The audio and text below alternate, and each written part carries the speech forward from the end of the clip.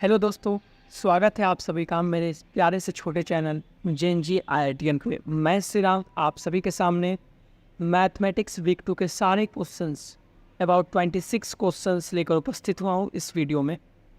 आशा करता हूँ ये वीडियो आपके लिए हेल्पफुल होगा, और अगर आपके लिए वीडियो हेल्पफुल हो तो हमारे चैनल को सब्सक्राइब जरूर कीजिएगा। ये आपके लिए तो फ्री है, लेकिन हमें बहुत मोटिवेशन मिलता है। पहला क्वेश्चन हमारे पास ये है कि एक इंसिडेंट है जो कि 0.23 से गुजरता है और रिफ्लेक्टेड रे जो कि 5.2 से पास करता है, और इन दोनों का जो पॉइंट ऑफ इंटरसेक्शन है point M, that is x, 0। तो हमें यहाँ पर equation of incident ray and reflected ray को बताना है। तो नॉर्मल सा बात है कि इंसिडेंट रे और रिफ्लेक्टेड रे के इक्वेशन के लिए हम लोग इस बार फार्मूला का यूज़ करने वाला है, इक्वेशन ऑफ लाइन का। तो इक्वेशन ऑफ लाइन का जो फार्मूला होता है, अगर हमारे पास एक पॉइंट और एक स्लोप दिया गया तो वो होता है y minus y1 is equal to m times x minus x1। तो इसको यूज करते हुए अगर ये x है और ये 5,0 है तो ये हमारा 5 माइनस x हो जाएगा। ये 0.20 है तो ये पॉइंट x माइनस 2 हो जाएगा, है ना। तो यहाँ पर अगर हम लोग फर्स्ट ट्रायंगल और सेकेंड ट्रायंगल में क्या लगाते हैं, tan अल्फा लगाते हैं। ये हमारा फर्स्ट ट्रायंगल है, ये हमारा सेकेंड ट्रायंगल। तो फर्स्ट ट्रायंगल क्या बोलता है, 2 बाई परपेंडिकुलर बाई बाइस ना, 3y(x minus 2 is equal to 2/5 minus x। The answer will be 15 minus 3x is equal to 2x minus 4। That will be equal to 19 is equal to 5x। x का जो value है वो 19/5 हो गया। That means point of intersection जो हमारे पास m है वो क्या आ चुका है, 19/5 आ चुका है। तो अब इंसिडेंट रे निकालना है, तो इंसिडेंट रे के लिए हमें क्या चाहिए, स्लोप चाहिए। स्लोप होता क्या है, स्लोप होता है tan theta, wait theta is the angle made by the x axis and the incident ray. तो ये क्या हो जाएगा, ये थीटा हो जाएगा।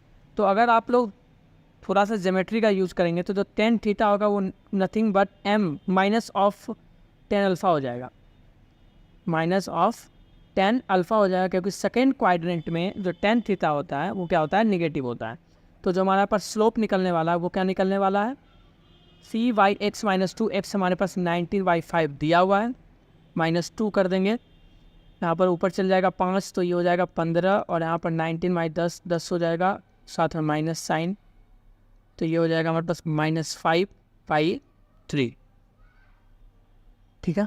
तो अब हमको इंसिडेंट रे का अगर इक्वेशन निकालना है तो वो क्या हो जाएगा, y माइनस y1 हमारे पास क्या है 3 is equal to slope -5/3 into x minus 2।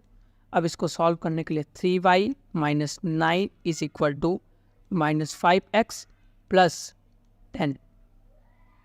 3y plus 5x minus 19 is equal to 0। तो आप देखोगे यहाँ पर कोई ऑप्शन नहीं मिल रहा है, आप माइनस कॉमन लोगे यहाँ पे, तो -5x minus 3y plus 19 is equal to 0। तो ये जो फर्स्ट ऑप्शन है ये हमारा इंसिडेंट रे हो जाएगा। अब अगर बात करते हैं रिफ्लेक्टेड रे के लिए, तो रिफ्लेक्टेड रे के लिए हम लोग को क्या याद रखना है कि जो हमारा पॉइंट है वो 5.2 है। पॉइंट क्या है, पॉइंट हमारा 5.2 है, और यहाँ पर जो θ2 होने वाला है वो क्या होने वाला है, अल्फा ही होने वाला है, ये अल्फा ही होने वाला है।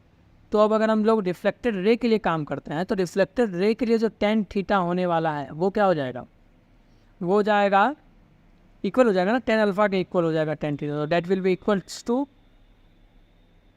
5/3 हो जाएगा। तो जो रिफ्लेक्टेड रे का इक्वेशन आप लोग लिखेंगे,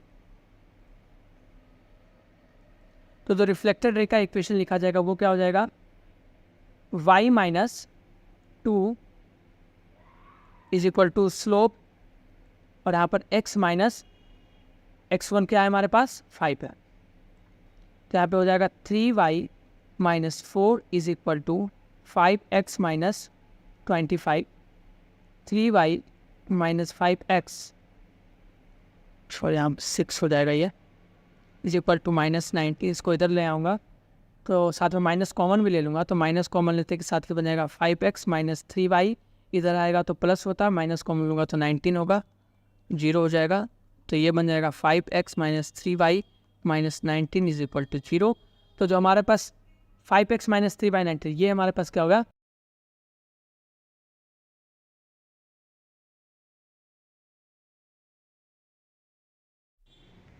अब हम दूसरे क्वेश्चन पे मूव होते हैं जहाँ पर हमें एक ट्रेंगल दिया गया है, उसके ए बी सी कोऑर्डिनेट्स दिए गए हैं और हर एक line A B B C A C को एक point M N N O divides करना है। अब हमें इस क्वेश्चन में क्या करना है, एम एन ओ का एरिया निकालना है। तो सबसे पहले हम एक ट्रेंगल को कंसीडर करेंगे।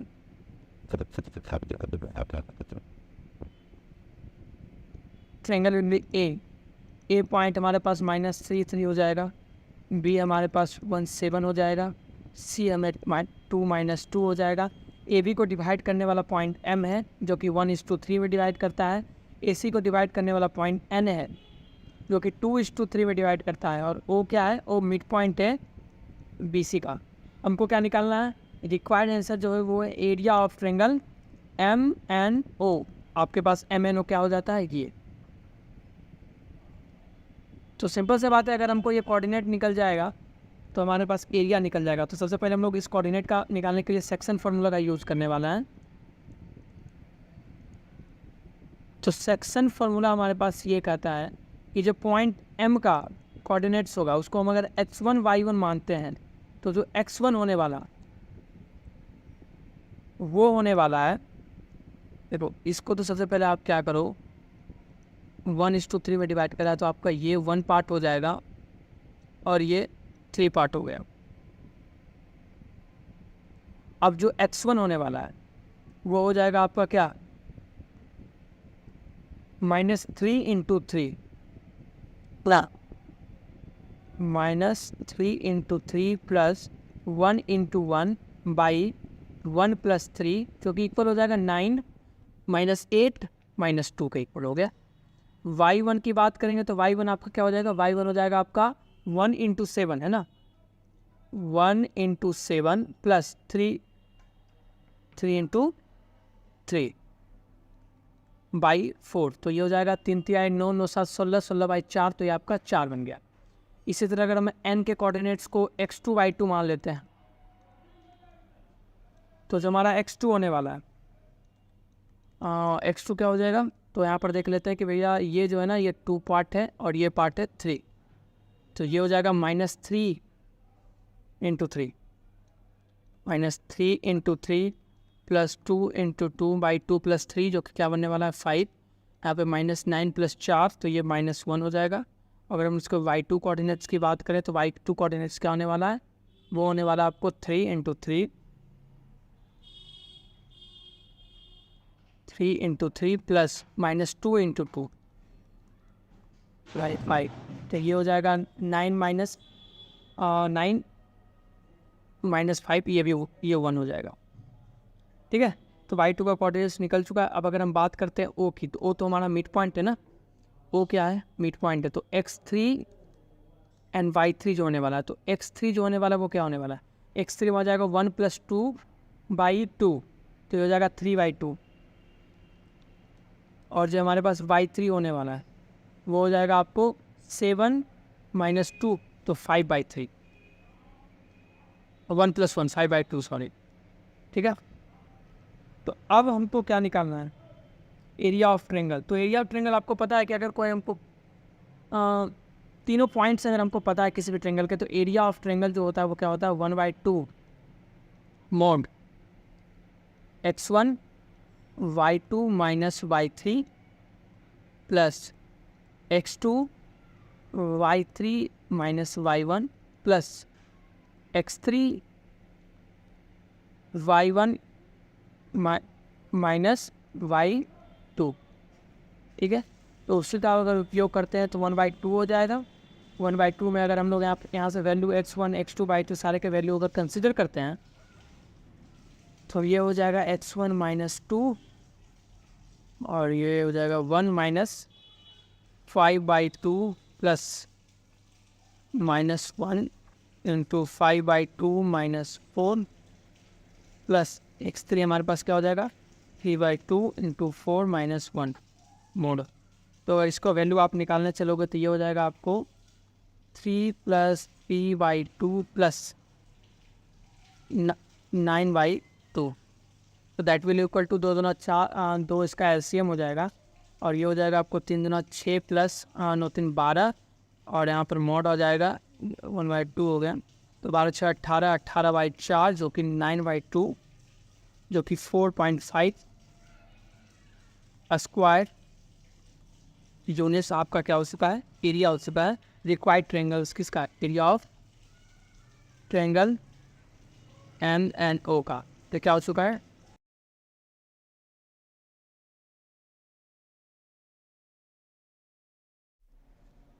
लो दोस्तों, क्वेश्चन नंबर 3 है ना, क्वेश्चन नंबर 3 बहुत ही ईजी है। इन्होंने ये कहा है कि रमेश को एक बेस सैलरी मिलता है, रमेश एक प्राइवेट कंपनी में काम करता है, रमेश को एक बेस सैलरी मिलता है प्लस रमेश जितना भी यूनिट सेल करता है हर मंथ उस पर भी उसको कमीशन मिलता है।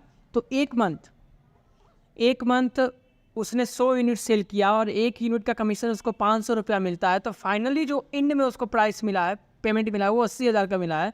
आपसे ये पूछा जा रहा है कि बेस सैलरी क्या होगा। तो सॉल्यूशन यहाँ पर सीधा मैं ये लिखूंगा कि मान लेते हैं कि इसका जो टोटल सैलरी है वो क्या होगा, आप ही बताओ टोटल सैलरी क्या होगा। टोटल सैलरी हो जाएगा बेस सैलरी, है ना, प्लस जितना इसने यूनिट सोल्व किया इनटू हर यूनिट का कमीशन जो कि कितना है 500 है। अगर हम बेस सैलरी को x मान लेते हैं तो यूनिट इसने कितने सोल्व किए हैं 100, कितने रुपये पर यूनिट इसको कमीशन मिला है 500 और इसको टोटल अमाउंट कितना मिला है 80,000। तो 80,000 is equal to 50,000 plus x, तो जो x हमारे पास क्या आ रहा है 30,000, यानी कि जो इसका बेस सैलरी वो क्या आने वाला है, वो आने वाला है 30,000 रुपये। अब अगर आपको क्वेश्चन 4 की बात करता हूँ तो क्वेश्चन 4 ये बोलता है कि एक बर्ड जा रहा है एक स्ट्रेट लाइन में और उसी टाइम ओरिजिन से एरोप्लेन स्टार्ट होता है जो कि एक अलग स्ट्रेट लाइन में जा रहा है। आपको ये बताना है कि क्या ये दोनों कोलाइड करते हैं या नहीं। अगर ये कोलाइड करते हैं तो आपको एंटर 1 लिखना है और अगर नहीं करते हैं तो 0 लिखते हैं। तो जब भी कोलिजन की बात आएगा तो हमको क्या निकालना है, पॉइंट ऑफ इंटरसेक्शन। अगर इसका एक वैलिड पॉइंट ऑफ इंटरसेक्शन निकलता है तो ये दोनों कोलाइड करेंगे, अन्यथा नहीं करेंगे।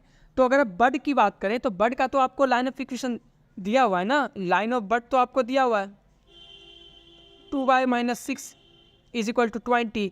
अब मेरा ये बर्ड हुआ है ना, ये इस लाइन में जा रहा होगा, एरोप्लेन है ये इस लाइन में जा रहा होगा, ये ओरिजिन से निकला और 412 से पास किया। तो सबसे पहले हम क्या करेंगे, इसका स्लोप निकाल लेंगे। तो जो स्लोप हो जाएगा वो क्या हो जाएगा y2 - y1 by x2 - x1, तो ये 12 - 0 4 - 0 12/4 इज इक्वल टू 3 हो जाएगा। कोई दिक्कत यहाँ तक सर? कोई दिक्कत नहीं। अब अगर बात करते हैं तो इसका लाइन ऑफ इक्वेशन क्या हो जाएगा, y is equal to mx, तो 3x + c, और ये किससे पास कर रहा है, ये ओरिजिन से पास कर रहा है। तो अगर आप यहाँ पर x की वैल्यू 0 और y की वैल्यू 0 पर पुट करते हो तो c का वैल्यू क्या आ जाएगा 0 आ जाएगा। तो जो y is equal to 3x क्या हो गया, line of equation of aeroplane हो गया। अब इन दोनों को सॉल्व करेंगे कि भैया 2y - 6s is equal to 20 मेरे पास क्या दिया हुआ है, बर्ड का लाइन ऑफ इक्वेशन दिया हुआ है, और y is equal to 3x line of equation of aeroplane दिया है। अगर हम y is equal to 3x इसमें पुट करते हैं, अब देखो यहाँ पर दो पर्सपेक्टिव नजर आ रहा है, मैं दोनों की बात करता हूँ आपके सामने। तो y इज इक्वल टू यहाँ 6 - 6s is equal to 20, 0 is equal to 20 जो कि वैलिड नहीं है। और अगर ये वैलिड नहीं है तो हमें कोई भी पॉइंट ऑफ इंटरसेक्शन नहीं मिला है, और अगर पॉइंट ऑफ इंटरसेक्शन नहीं मिला तो ये दोनों कोलाइड नहीं करेंगे। पहला चीज़ ये हो गया। दूसरा, आप अगर ये देखते हो कि पहला equation y - 3 is equal to 0, और अगर हम बर्ड के लाइन ऑफ इक्वेशन से 2 कॉमन ले लेते तो ये भी क्या बन जाता है, y - 3 इज इक्वल टू 10। तो आप ये देख रहे हो ना कि दोनों के x एंड y के कोएफिशिएंट सेम है और कांस्टेंट टर्म अलग है। दैट मीन्स जो ये दोनों लाइन है वो पैरेलल लाइन है। और आपको पता है ना कि पैरेलल लाइन के कभी क्या होते हैं, पॉइंट ऑफ इंटरसेक्शन नहीं होते हैं, यानी पैरेलल लाइन कभी भी आपस में कोलाइड नहीं करेंगे। तो ये दोनों कोलाइड नहीं करेंगे, तो जो आंसर होगा वो क्या हो जाएगा, आंसर विल बी 0। अब अगर क्वेश्चन नंबर 5 की बात करूं तो क्वेश्चन नंबर 5 में ये बोलता है कि 3 लाइन हमारे पास है, तीनों लाइन इंटरसेक्ट करके एक ट्रेंगल बनाते हैं और आपको इस ट्रेंगल का पेरीमीटर बताना है। तो हमने ये बोला कि एक ट्रेंगल है ना, इसको मैं L1 ले लेता हूँ, इसको मैं L2 ले लेता हूँ और इसको L3 लेता हूँ, लाइन की बात कर रहा हूँ, ठीक है। और ये पॉइंट M हो गया, ये पॉइंट N हो गया, ये पॉइंट O हो गया। तो जो पेरीमीटर हो जाएगा वो क्या हो जाएगा, MO + ON + NM हो जाएगा, तीनों साइड्स के लेंथ का एडिशन हो जाएगा। तो हमको सबसे पहले क्या निकालना चाहिए? सबसे पहले हमको पॉइंट ऑफ इंटरसेक्शन निकालना चाहिए। तो जो m पॉइंट ऑफ इंटरसेक्शन की मैं बात करता हूँ, अगर मैं उसको x1, y1 ले लेता हूँ तो m x1, y1 क्या हो जाएगा ये बता दो। L1 और L2 का इंटरसेक्शन हो जाएगा, यानी L1 लाइन और L2 लाइन का इंटरसेक्शन हो जाएगा। और L1 और L2 का अगर लाइन ऑफ इंटरसेक्शन बन रहा है तो आप देखो कि L1 क्या है, 2x plus 3y minus 6 is equal to 0 है ना। और L2 क्या है, 3x plus 2y plus 6 is equal to 0। यहाँ से अगर मैं इसको किससे गुना कर देता हूँ, 3 से गुना कर देता हूँ, इसको 2 से गुना कर देता हूँ, तो मेरे पास ये बन जाएगा 6x plus 9y minus 18 is equal to 0। और ये बन जाएगा 6x plus 4y plus 12 is equal to 0। Subtract करेंगे है ना, 5y minus 30 is equal to 0। y is equal to 6 आ रहा है। अगर आप y इज इक्वल टू 6 को पुट करोगे तो x आपको क्या मिलने वाला है, -6 मिलने वाला है। यानी कि जो आपको पॉइंट m है वो क्या है, -6,6। इसी तरह अगर हम पॉइंट n की बात करते हैं तो पॉइंट n क्या है, पॉइंट n है, देख लो आप, L1 और L3 का इंटरसेक्शन है। L1 और L3 का इंटरसेक्शन, इसको हम x2/2 मान लेते हैं, ठीक है। तो L1 क्या है, सर L1 तो 2x plus 3y minus 6 is equal to 0 है। और L3 क्या है sir, 3x minus 3y plus 6 equal 0। आप क्या करो, यहाँ से ऐड कर दो, तो ऐड करोगे ये खत्म हो जाएगा। ऐसे 5x देख रहे हो, 5x क्या हो जाएगा 0, तो x इज इक्वल टू 0 आ रहा है। अब आप x का वैल्यू 0 पुट करो तो क्या आएगा पता है आपको, y इज इक्वल टू 2 आएगा। यानी कि जो n का वैल्यू है ना, देखो जो n का वैल्यू है x2/2 का, वो क्या आने वाला है, वो आने वाला है 0,2, ठीक है। अब अगर हम बात करते हैं O की, तो O क्या है, O is nothing but L2 and L3 का इंटरसेक्शन है, ठीक है। तो L2 हमारे पास क्या है, 3x plus 2y plus 6 is equal to 0। और L3 क्या है, 3x minus 3y plus 6 is equal to 0। आप यहाँ से सब्ट्रैक्ट कर दो तो ये देखो ये हो जाएगा 5y इज इक्वल टू 0। इस बार y 0 फिर से होने वाला है ना। और अगर आप y का 0 यहाँ पर वैल्यू 0 डालते हो तो आपको क्या मिलता है, -3x is equal to minus x is equal to 2। एक सेकेंड, कुछ गलती हुआ है क्या, देख लेता हूँ एक बार, जो क्योंकि दोनों सेम नहीं आना चाहिए ना, वहाँ y इज इक्वल टू 2 आ रहा है ना। तो अगर हम y इज इक्वल टू 0, हाँ देख लो सही है, 3x plus 0 is equal to क्या हो जाएगा, -6, x इज इक्वल टू -2। यानी कि जो O पॉइंट है जो कि हमने x3, y3 लिया, वो क्या आ रहा है, वो हो रहा है -2,0। तो आपको पता चल गया कि जो m आ रहा है, हमारे पास जो m आ रहा है वो आ रहा है -6,6। जो n आ रहा है वो आ रहा है आपको 0,2।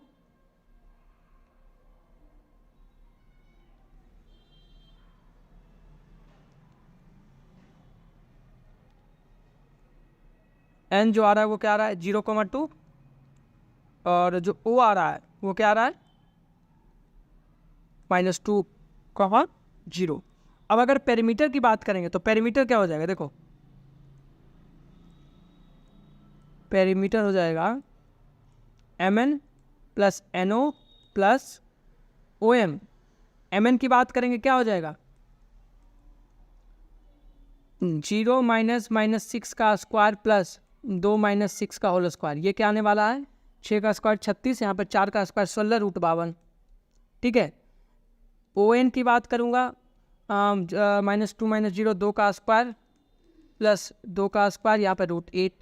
अगर हम बात करते हैं OM की, OM क्या हो जाएगा, -2 माइनस 6, तो यहाँ पर फिर से वही हो जाएगा क्या, 4 का स्क्वायर प्लस 6 का स्क्वायर, 36 16√52। तो जो आपको फाइनल आंसर आने वाला है पेरीमीटर है ना, वो क्या आने वाला है, वो आने वाला OM plus NO plus MN, जो कि क्या हो जाएगा 2 टाइम्स √52 प्लस √8, जिसका कि जो कैलकुलेट वर्जन आता है, अगर आप कैलकुलेटर यूज़ कर लो ना इसके लिए, मैंने सिंप्लीफाई कर लेना, वो आता है आपको 17.25 17.25 आता है। तो हेलो दोस्तों, ये जो क्वेश्चन नंबर 6 है सबसे ज़्यादा पूछा गया डिस्कशन में क्वेश्चन था। तो अगर हम लोग बात करते हैं ना, ये क्वेश्चन बहुत इजी है। क्वेश्चन ये कहता है कि भैया आपके पास ना एक MiG-21 दे दिया है सरकार ने, और यहाँ पर आपको ओरिजिन से 2800 मीटर ऊपर पर MiG-21 है, और आपको मन कर गया कि चलो पाकिस्तान पर एक बम गिरा देते हैं, है ना, पाकिस्तान पर एक बम गिरा देते हैं। लेकिन पाकिस्तान के पास भी सोचा था ना, लेकिन सरकार ने क्या रखा हुआ ना, S-400 बॉर्डर पर रखा हुआ है कि भाई आप मनमानी नहीं कर सकते हो। तो आप यहाँ से जो ब्रह्मोस को फायर कर रहे हो वो स्ट्रेट लाइन में फॉलो कर रहा है, और जो सरकार ने S-400 रखा हुआ है ताकि आप मनमानी ना कर पाओ, वो भी एक स्ट्रेट लाइन में एक डिफेंस करने वाली मिसाइल को हिट करेगा। तो अब यहाँ पे ये सिनारियो दिया गया है, और उसके बाद क्वेश्चन ये है कि P और O के बीच का डिस्टेंस को पता करना है। तो सिंपल सा क्वेश्चन पूछूंगा, अगर P और O के बीच डिस्टेंस है तो हमको क्या निकालना पड़ेगा, P का कोऑर्डिनेट्स निकालना पड़ेगा। P के कोऑर्डिनेट्स निकालने के लिए जो ट्रम्प का लाइन ऑफ इक्वेशन है, जो है ना, जो ट्रम्प का लाइन ऑफ इक्वेशन और जो ब्रह्मोस का लाइन ऑफ इक्वेशन है, इन दोनों को इंटरसेक्ट कर देंगे तो ये हो जाएगा। तो अब अगर हम बात करते हैं किसके लिए, ब्रह्मोस के लिए, तो ब्रह्मोस के लिए अगर हम लोग बात करते हैं कि m क्या हो जाए, लाइन ऑफ इक्वेशन क्या हो जाएगा, तो y equal to mx plus c हो जाएगा। m क्या होता है, स्लोप होता है, जो कि एंटी क्लॉकवाइज में ऐसे तो मेजर करना चाहिए, लेकिन यहाँ पर इन्होंने क्लॉकवाइज डायरेक्शन में दिया हुआ है। तो हमारा जो m हो जाएगा वो हो जाएगा 10 इंटू 180 डिग्री माइनस 45 डिग्री, जो कि 10 135 हो जाएगा, और अल्टीमेटली ये -1 हो जाएगा। तो हमारा जो इक्वेशन बनने वाला है वो y equal to minus x plus c बनने वाला है। इसी लाइन को क्रॉस कौन करने वाला है, इसी लाइन को क्रॉस करने वाला है पॉइंट m, जो कि क्या है, जो कि ये 02800, और n एक पॉइंट है जिसका कोऑर्डिनेट्स क्या है 400। अगर हम 0 m पॉइंट को सेटिस्फाई करवाते हैं तो हमें यहाँ पे से क्या निकलेगा, 2800 इज इक्वल टू सी। तो जो लाइन ऑफ इक्वेशन मिलता है वो हमें मिलता है y is equal to minus x plus 2800, किसका, ब्रह्मोस का। ब्रह्मोस का क्या मिलता है, y is equal to minus x plus 2800। इसी तरह अगर हम लोग बात करते हैं किसका, ट्रम्प का, तो ट्रम्प का तो आपको स्लोप ही दिया गया है, y is m is equal to 2। तो जो हमारा इक्वेशन बन जाएगा ये बन जाएगा, और इस इक्वेशन को सेटिस्फाई पॉइंट n कर रहा होगा। तो पॉइंट n का वैल्यू अगर हम यहाँ पर पुट करते हैं तो जो c का वैल्यू आ जाएगा वो क्या आ जाएगा, -800 आ जाएगा। तो जो लाइन ऑफ इक्वेशन इसका निकलने वाला है वो क्या निकलने वाला है, वो निकलना है y is equal to 2x minus 800। ठीक है, अब अगर आप इसको इन दोनों को सॉल्व करते हो ना, इन दोनों को आप सॉल्व करते हो, y इज इक्वल टू क्या था क्वेश्चन था, एक तो y is equal to minus x plus 2800 था, और एक था y is equal to 2x minus 800 था। इन दोनों को सॉल्व करते तो हमको क्या मिल जाएगा, पॉइंट P का इंटरसेक्शन मिल जाएगा। तो ये तो ख़त्म हो जाएगा, और ये -3x माइनस और ये प्लस कितना हो जाएगा, प्लस हो जाएगा आपको 3600, है ना, is equal to 0। x is equal to 1200 हो जाएगा, और अगर आप x को 1200 इस इक्वेशन में पुट करते हो तो आपको जो y मिलने वाला वो 1600 मिलने वाला। अब अगर आपसे पूछा था कि डिस्टेंस बिटवीन, है ना, P एंड O, तो आप सिंपल सा डिस्टेंस फॉर्मूला निकाल दोगे। OP इज इक्वल टू क्या, O का क्या कोऑर्डिनेट्स है 0 0, P का कोऑर्डिनेट्स क्या हो गया 1200 एंड 1600। तो अब अगर हम लोग क्या करते हैं, x2 minus y2 minus y1 वाला फॉर्मूला लगा देते हैं, तो ये क्या हो जाएगा 1600 माइनस 0 का स्क्वायर प्लस 1200 माइनस 0 का स्क्वायर। तो ये अल्टीमेटली जो आंसर आने वाला है वो कितना आने वाला है, 2000 मीटर आंसर आने वाला है। अब इसी में जो हमारे पास अगला वेरिएंट है जिसमें सबसे ज़्यादा क्वेश्चन पूछा गया है वो स्पीड रिलेटेड था, कि अब आपको सरकार ने बता दिया कि ब्रह्मोस का जो मिसाइल है वो 96 √10 मीटर पर सेकेंड से चल रहा है। तो ट्रिम्प का क्या मिसाइल होना चाहिए ताकि वो सेम पॉइंट को हिट कर जाए। अब यहाँ पर एक सिंपल सा बात है कि कोई भी दो चीज़ कोलाइड कब करेगा, ये बताओ। आप एक जगह से चले और आपका दोस्त भी एक जगह से चलता है, और अगर किसी पॉइंट पे उनको क्या करना है, किसी पॉइंट पे भी अगर उनको स्ट्राइक करवाना है, कोलाइड करवाना है, तो जो यहाँ पर सबसे बड़ी बात है कि इनका जो टाइम होने वाला है दोनों का वो क्या होने वाला है, इक्वल। यानी कि जो टाइम इनका होने वाला है वो हमें क्या मिल जाएगा, कॉमन। और जो हमारा डिस्टेंस स्पीड होता है, स्पीड क्या होता है, डिस्टेंस बाय टाइम। ठीक है, तो अगर टाइम सेम है तो टाइम क्या हो जाएगा, टाइम इज इक्वल टू हो गया आपको क्या हो जाएगा, डिस्टेंस बाई स्पीड। अब अगर टाइम को इक्वल कर दें तो time is equal to distance किसका, डिस्टेंस ऑफ MP ना, है ना, देख लेते एक बार। हाँ, डिस्टेंस ऑफ, देखो ये आपका पॉइंट एम था, तो डिस्टेंस ऑफ एम पी और इसका speed distance of N P और इसका स्पीड है ना, ये सब कुछ होगा। चलो ठीक है, हो जाएगा।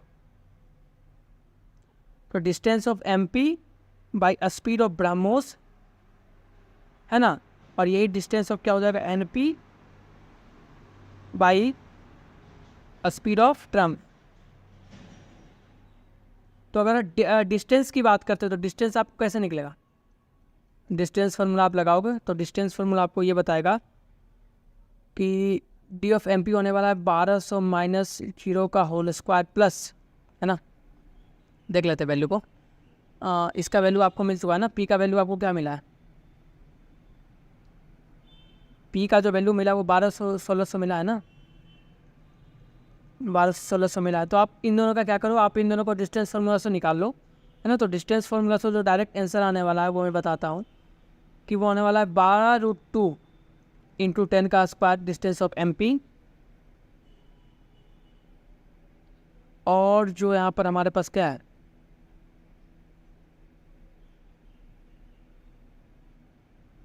डिस्टेंस ऑफ डिस्टेंस हमारे पास क्या हो जाएगा एन पी ना। ये भी आप डिस्टेंस फार्मूला लगाओगे, ये आपको निकल जाएगा √320 इंटू 10 का स्क्वायर। अब आप क्या करो, दोनों से इक्वल कर दो। तो अगर आप दोनों से इक्वल करते हो तो हमें क्या निकल जाएगा, हमें निकल जाएगा स्पीड ऑफ ट्रिम्फ क्या होता है। तो अगर आप बात करते हो डी एम एम पी का हो जाएगा 12√2 इंटू 10 का स्क्वायर, है ना, बाई √320 इंटू 10 का स्क्वायर इज इक्वल टू, इसका स्पीड हमको क्या दिया हुआ है, सॉरी यहाँ पे इसका स्पीड आ जाएगा ना, इसका स्पीड आपको दिया हुआ है 96√10 और यहाँ पे इसका डिस्टेंस है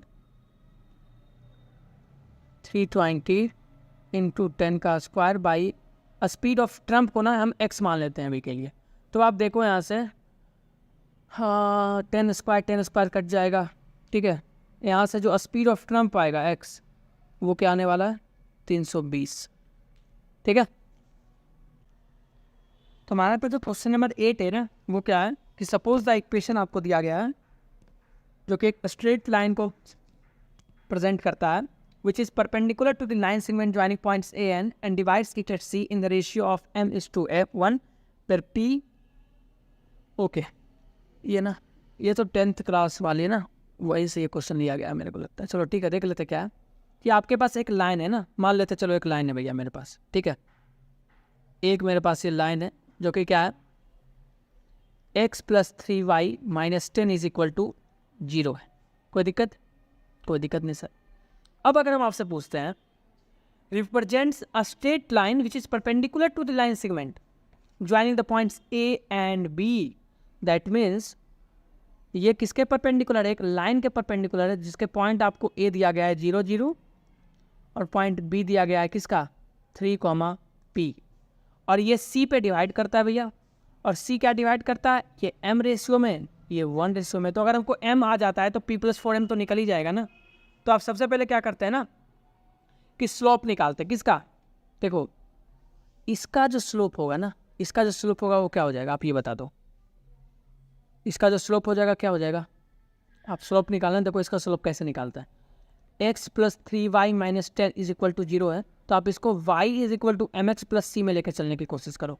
तो यहाँ से क्या हो जाएगा 3y is equal to -x + 10, और यहाँ से y क्या हो जाएगा, y हो जाएगा -1/3x + 10/3। तो जो हमारे पास स्लोप निकलने वाला वो क्या निकलने वाला है -1/3। और आप ये बताओ कि अगर इसका स्लोप m है और हम ये परपेंडिकुलर लाइन, सॉरी एक काम करता हूँ ना, इसके स्लोप को ना m से डिनोट नहीं करता हूँ, इसके स्लोप को m1 से डिनोट करता हूँ, ठीक है। इसके स्लोप को m1 से डिनोट करता हूँ, तो m1 है, और अगर ये परपेंडिकुलर लाइन का स्लोप m2 होगा तो आपको ही पता है कि m1 × m2 क्या होना चाहिए, दो परपेंडिकुलर लाइन का जो स्लोप होता है वो क्या होता है,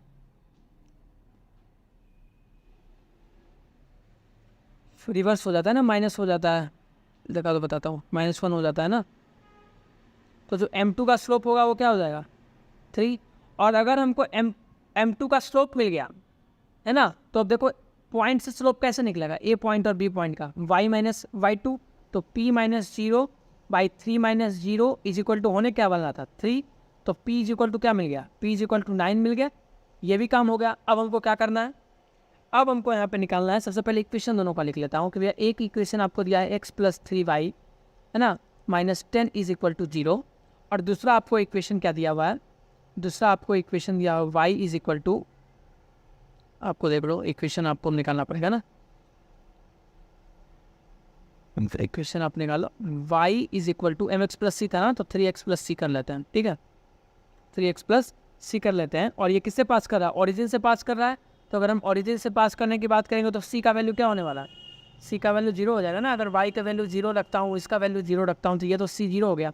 तो y = 3x हमारे पास क्या निकल गया, y = 3x हमारे पास निकल गया इसका लाइन। अब इन दोनों का पॉइंट ऑफ इंटरसेक्शन निकाल लेते हैं, ताकि हमको क्या निकल जाएगा, ताकि हमको निकल जाएगा पॉइंट ऑफ c।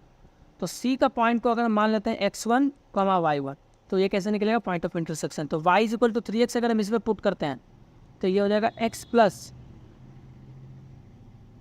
9x -10 = 0, तो ये हो जाएगा 10x - 10, तो x = 1। और अगर x 1 है तो y क्या होने वाला है, y 3 होने वाला। तो ये हमको पॉइंट क्या निकल गया, 1:3। अब अगर आप सेक्शन फॉर्मूला यूज़ करते हो तो आपको ये पता होना चाहिए कि जो 1 होगा वो होगा क्या, 1 होगा 0 × 3, नहीं है ना, 1 हो जाएगा आपको, 1 क्या हो जाएगा, 1 हो जाएगा आपको 0 × 1, 0 × 1 + 3 × m / m + 1 है ना। तो ये क्या हो जाएगा, ये हो जाएगा 3m = m + 1। ठीक है, तो जो आपका 4m आ रहा है, या सॉरी 2m आ रहा है, वो क्या आ रहा है, 2m आ रहा है आपका 1। तो अब एक सिंपल सा बात बताओ ना, जब आपको 2m निकल चुका है और p का वैल्यू आपको पता चल गया 9, तो 9 + 2 × 2m क्या हो जाएगा, तो 9 + 2 क्या हो गया, 11 आंसर आ गया। हेलो दोस्तों, ये हमारा क्वेश्चन नंबर 9 है। क्वेश्चन नंबर 9 ये कहता है कि the distance between 2 parallel lines is 4 where C2 is greater than C1 which is greater than 0. The minimum distance between the point 2, 3 and the line is 6. Find out the value of C1 + 2. अब आपको एक बात बताता हूँ कि आपको पता है ना, नहीं पता है तो मैं आपको बता देता हूँ कि जो डिस्टेंस होता है ना किसके बीच, दो पैरेलल लाइन के बीच डिस्टेंस, पैरेलल लाइन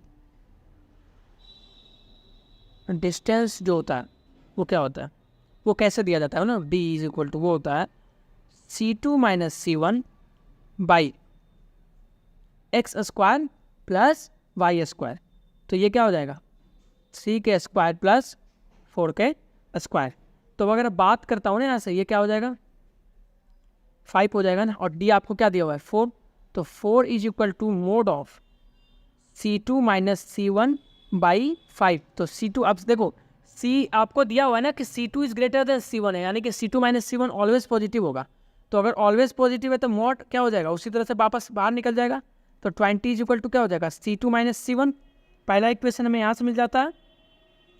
दूसरा यहाँ पर दिया हुआ है कि द मिनिमम डिस्टेंस एक पॉइंट और एक लाइन के बीच आपको क्या दिया हो गया, मिनिमम डिस्टेंस एक पॉइंट और एक लाइन के बीच दिया गया है 6। तो दूसरा इक्वेशन हम लोग यहाँ से बना लेंगे कि जो मिनिमम डिस्टेंस होता है एक पॉइंट और एक लाइन के बीच,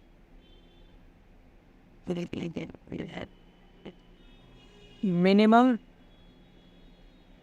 distance between a point and a line, वो जो होता है ना वो होता है आपको d =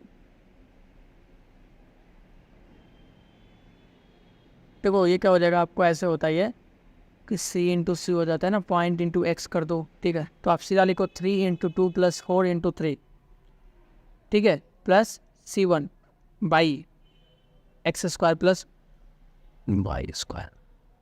आपको d कितना दिया गया है, 6 दिया गया है, तो ये कितना हो जाएगा 6 + 12 6 18, 18 + C1 5। तो यहाँ से C1 क्या निकल जाएगा 12, और अगर C1 12 निकल जाता है तो आपको बता दूं कि जो C2 होने वाला वो 32 निकल जाएगा। तो जो C1 + C2 होने वाला वो कितना निकल गया, वो 44 हो गया। हेलो दोस्तों, हमारे पास क्वेश्चन नंबर 10 है, जिसमें कि एक पत्थर को एक तालाब में फेंका जाता है। और आपको पता है कि जब एक शांत तालाब में एक पत्थर को फेंका जाता है तो रिपल की तरफ एक सर्कल को फॉर्म करता है, जो कि 0 से स्टार्ट होकर इनफाइनाइट रिपल की तरफ बढ़ता है। तो वहीं पर इन्होंने दे रखा है कि पत्थर को फेंकने के बाद रिपल का जो सर्कल का रेडियस है वो 0.2 मीटर पर सेकेंड से बढ़ रहा है ना। तो आपको वैल्यू बताना ए बाई पाई की आपके 10 सेकेंड। तो हम सिंपल सा बात बोलते हैं कि अगर हमको एरिया का वैल्यू पता चल जाता है 10 सेकेंड पे तो मेरा काम ही बन जाएगा, कोई दिक्कत ही नहीं होगा, कुछ सोचने वाली बात ही नहीं है ना। तो अपन क्या बोलते हैं, अपन ये बोलते हैं कि एरिया आपने दे रखा है सर पाई आर स्क्वायर, ठीक है। तो अगर हम बात करते हैं कि रेडियस कितना होने वाला है 10 सेकंड के बाद, आप बोलोगे ये कैसे पता चलेगा। तो आप देख रहे हो कि 0.2 मीटर पर सेकंड से रेडियस बढ़ रहा है, तो 10 सेकंड बाद ये कितना हो जाएगा, 10 सेकंड बाद हो जाएगा 0.2 इंटू 10 मीटर, तो ये होगा आपको 2 मीटर, है ना। और 10 सेकंड बाद एरिया आपको कितना हो जाएगा 4 पाई। तो ए बाई पाई कितना मिल गया, ए बाई पाई मेरे को मिल गया 4 pi by pi, that is equal to 4। यहीं पे अगर आपका वैल्यू 25 हुआ तो आप क्या करोगे, यहाँ पे 25 का वैल्यू लेकर एरिया निकाल लोगे और फिर ए बाई पाई निकाल लोगे। आपका 5 हुआ तो फिर से आप रेडियस का 5 सेकंड पे वैल्यू निकाल लेना और फिर एरिया निकाल कर यहाँ से ए बाई पाई का वैल्यू निकाल लेना। क्वेश्चन नंबर फर्स्ट है और टोटल क्वेश्चन नंबर 11 वो ये कहता है कि एक इंसिडेंट रे एक पॉइंट से गुजरता है, एक पॉइंट पर टकराता है और एक बार उसका रिफ्लेक्शन रे एक पॉइंट से पास आउट करता है। तो equation of a straight line A भी आपको बताना है। तो आप सबसे पहले जब भी इस तरह का लाइन इक्वेशन आए तो मैं तो आपको ये बोलूँगा कि आप ड्राइंग कंसीडर जरूर कीजिएगा। तो पॉइंट बी, तो एक्स कोऑर्डिनेट पे जितने भी पॉइंट्स लाई करेंगे उसका वाई कोऑर्डिनेट्स क्या हो जाएगा, तो 0 हो जाएगा। और मैं मान लेता हूँ कि आपका ये इंसिडेंट है, ठीक है ना। तो आपने ये बोल रखा है कि ये ए पॉइंट से गुजर रहा है और ये आपका रिफ्लेक्टेड रे है, ठीक है। तो अगर ये रिफ्लेक्टेड है तो आपको ये पता होगा कि रिफ्लेक्टेड क्या होता है, सी। ये कहाँ से गुजर रहा है, ये गुजर रहा है 5,3 से। तो अब मेरा जो इंसिडेंट रे है वो क्या हो जाएगा, ये इसको angle of incident and angle of reflection equal हो जाएगा। और यहाँ से मैं अगर परपेंडिकुलर ड्रॉ करता हूँ P, यहाँ से मैं अगर परपेंडिकुलर ड्रॉ करता हूँ Q, तो ये मेरा पहला ट्रायंगल, ये मेरा दूसरा ट्रायंगल, दोनों में अगर मैं 10 अल्फ़ा लगा देता हूँ तो 10 अल्फ़ा मेरा क्या हो जाएगा, perpendicular by base.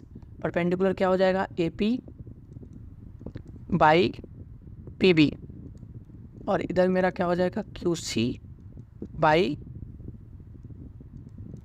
QB।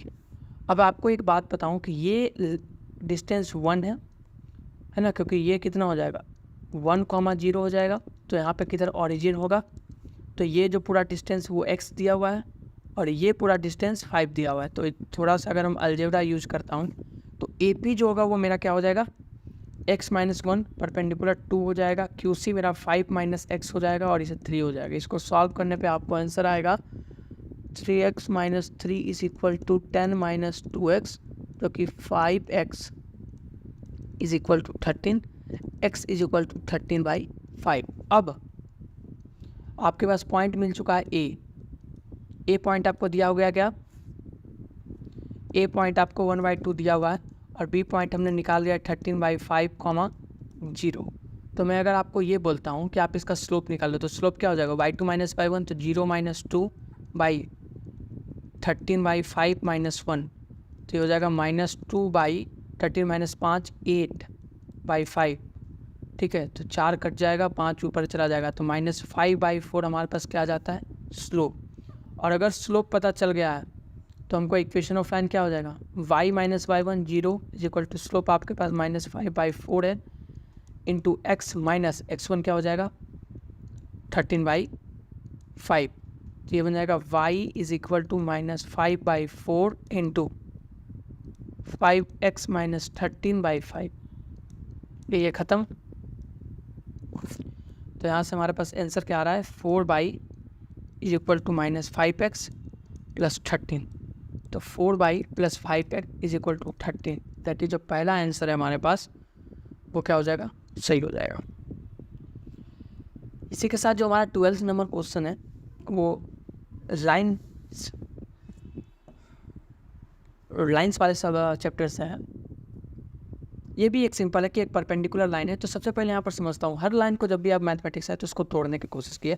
If P is the length of the perpendicular from the origin, to the line. तो सबसे पहले हमको ये पता है कि कोई भी लाइन और पॉइंट के बीच का जो डिस्टेंस होता है वो कैसे लिखा जाता है, वो लिखा जाता है ax1 plus b/1 plus c by under root में a² प्लस b²।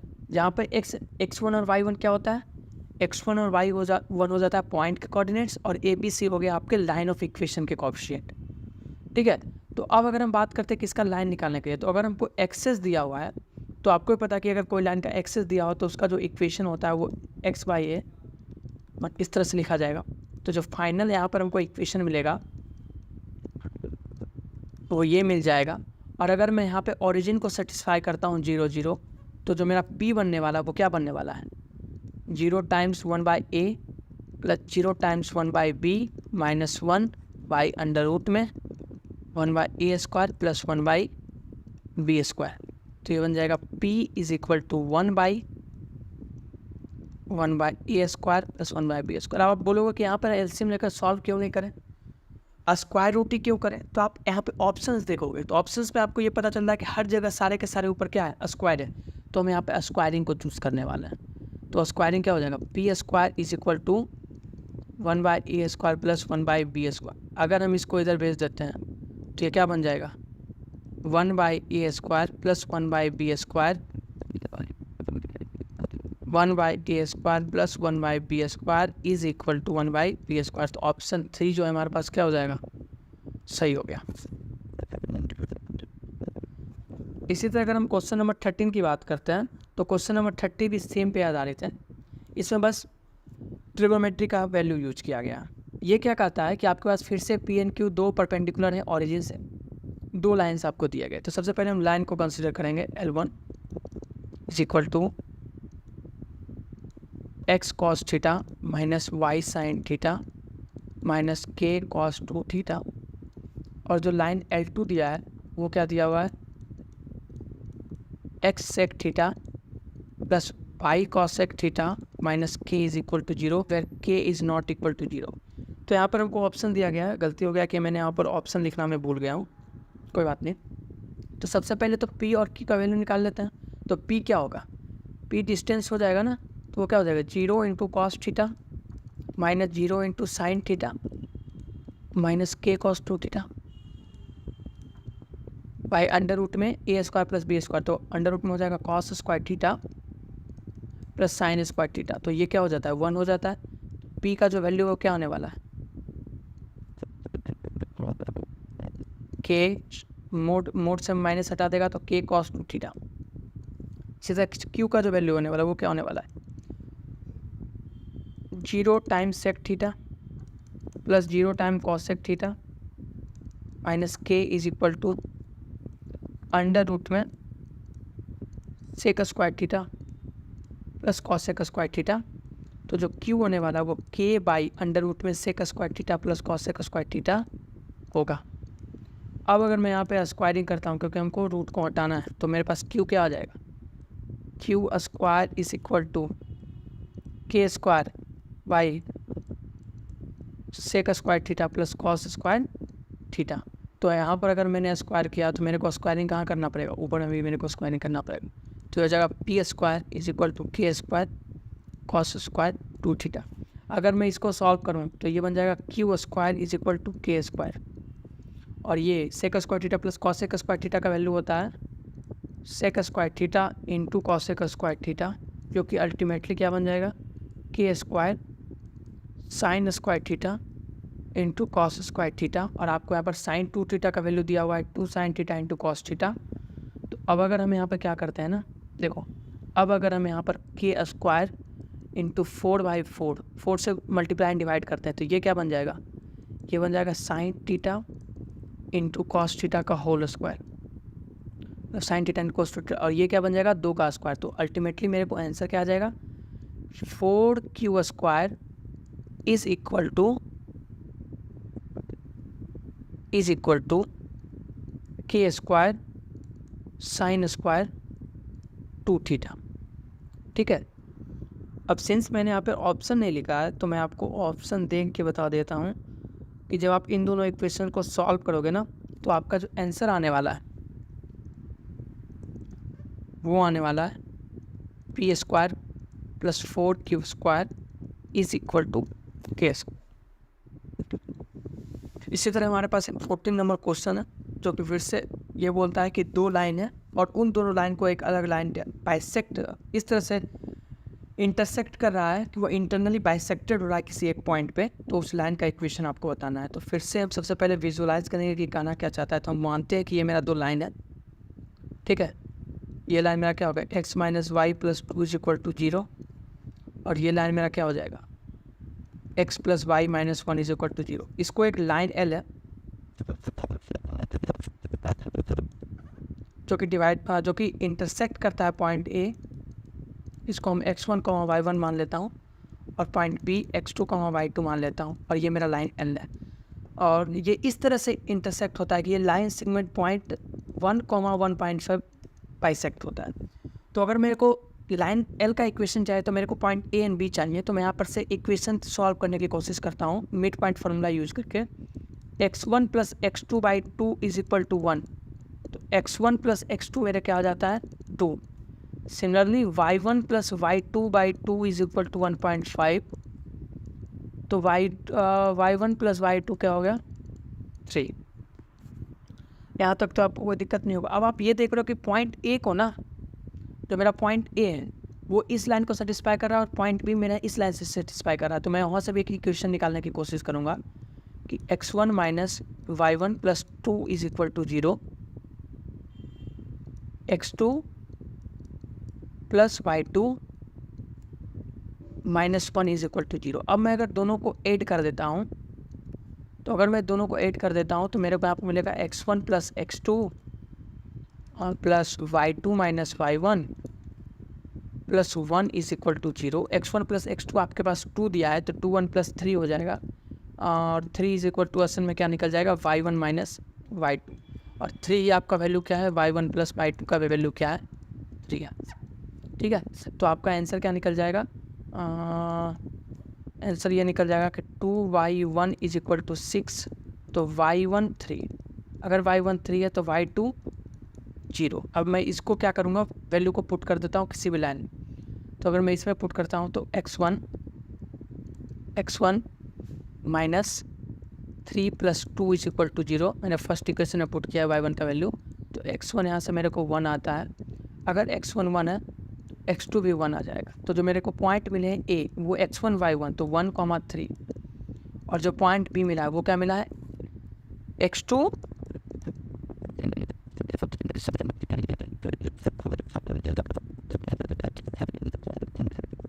है x2 y2 0,2। तो यहाँ से अगर मैं स्लोप निकालने की कोशिश करता हूँ तो स्लोप क्या आ रहा है, स्लोप आ रहा है आपको 0 माइनस 3 बाई 1 माइनस 1। तो आप देख रहे हो कि 1/0 जा रहा है जो कि वैलिड नहीं है। तो आप मेरे को ये बताओ कि ये x एक्सिस है और ये y एक्सिस है, ठीक है। तो 1090 क्या होता है सर, 1090 होता है नॉट डिफाइंड, और मेरा स्लोप क्या आ रहा है नॉट डिफाइंड, यानी कि जो मेरा लाइन है वो क्या है, वो y एक्सिस है। और y एक्सिस का इक्वेशन ऑफ लाइन क्या होता है, तो सर जी y एक्सिस का जो इक्वेशन ऑफ लाइन होता है वो x इज इक्वल टू 1 होता है। तो जो यहाँ पर आंसर मेरा होने वाला है वो ऑप्शन 4 होने वाला है। इसी की तरह दोस्तों यहाँ पर अब क्वेश्चन नंबर मेरा जो 15 है वो एक पैरेललोग्राम की बात किया गया है। तो पैरेललोग्राम में आपको पता होगा कि डायगोनल्स पॉइंट ऑफ इंटरसेक्शन पे बाइसेक्ट होते हैं। तो इसमें तीन आपको वैल्यू दिया गया है, कोऑर्डिनेट्स ये 3 पॉइंट का, और चौथे का कोऑर्डिनेट्स आपको निकालना है। तो सबसे पहले तो हम यही करेंगे कि एक पैरेललोग्राम को कंसीडर करते हैं। A x1 y1, B x2 y2, C x3 y3, मैं D को x4 y4 मान लेता हूँ, ठीक है। तो अब जो मेरा ये डायगोनल है ये किस पे बाइसेक्ट होने वाला है, O पे बाइसेक्ट होने वाला है। और डायगोनल के बारे में आपने कुछ दिया है क्या,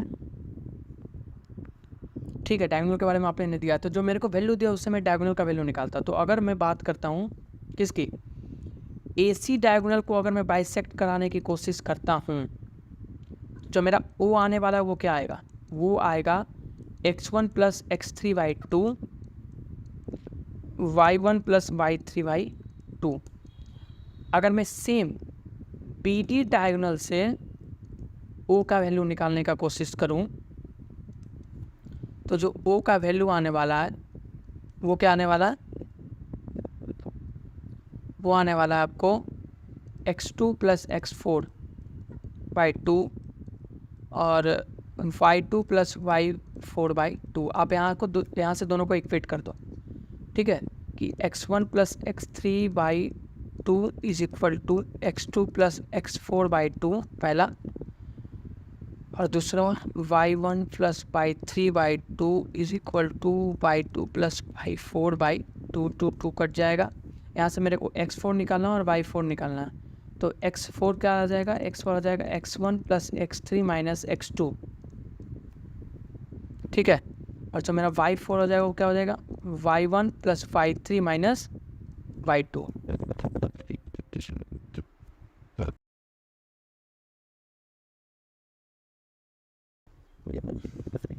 हेलो दोस्तों, हमारा जो क्वेश्चन नंबर 16 है ये एक इरर बेस्ड क्वेश्चन है। यहाँ पे हम लोग इरर की बात करने वाले हैं और ये क्वेश्चन हाईली डिस्कस्ड क्वेश्चन है हमारे डिस्कशन ग्रुप में, जिसका कि लिंक आपको डिस्क्रिप्शन में दिया गया है। आप टेलीग्राम एंड डिस्कशन ग्रुप को ज्वाइन कर सकते हैं। तो क्वेश्चन ये है कि to determine the gas constant, यानी कि दो बच्चे ने गैस कांस्टेंट को, जैसे कि आप प्रैक्टिकल करते हैं ना, आप ग्रेविटी को प्रूफ करते हैं प्रैक्टिकल, उसी तरह ये गैस कांस्टेंट का फॉर्मूला का प्रूफ करना चाह रहा है। Given S P B is equal to R T, और दो बच्चा ने किया है, ए और बी, दोनों का अपना अपना डाटा कलेक्ट हुआ है। Both use the same gaseous sample, okay, and reported the approximate value of R as इतना using the minimisation of sum squared error, okay. यानी यहाँ पे जो बात हो रही है एरर की, ना है वो एरर हो रही है, ना है वो परसेंटेज एरर है, वो एरर की हो रही है, वो किसकी हो रही है, सम ऑफ अस्क्वायर्ड एरर की, है ना। और उसके बाद यहाँ पे पूछ रहा है कि ओके, करेक्ट ऑप्शन आपको इसमें से चूज़ करना है ना। ओके, एडिटिंग के टाइम में ऑप्शन यहाँ पे ऐड कर दूंगा, वो ऑप्शन फिर से इसमें छूट गया, लगता है बहुत बड़ा ऑप्शन था उसको, कोई बात नहीं। तो अगर हम इसकी बात करते हैं ना, सबसे पहले आपने क्या दिया उस पर ही काम करता हूँ मैं, कि भैया आपने v का वैल्यू क्या दिया है 16.6 और r का वैल्यू क्या दिया है 8.3, ये हो गया t। तो अगर मैं बात करता हूँ तो ये कट जाएगा ना, तो ये क्या हो जाएगा, t is equal to 2p, ये मेरा वैल्यू निकल गया, ठीक है। नाउ फॉर ए, स्टूडेंट ए के लिए अगर मैं टेबल बनाऊँ तो ये p टेबल हो जाएगा,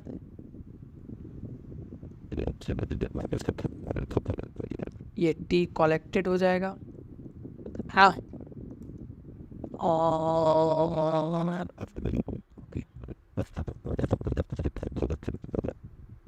और ये टी ओरिजिनल हो जाएगा।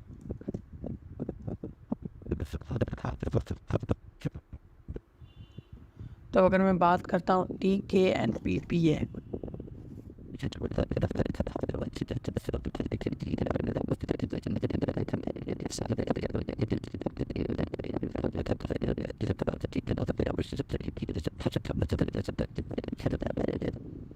तो आपको, आप बोलोगे कैसे होगा ना, आप बोलोगे वैल्यू कहाँ से आएगा, तो देखो वैल्यू ऐसा आएगा कि पी का जो वैल्यू आपने दिया हुआ है 137,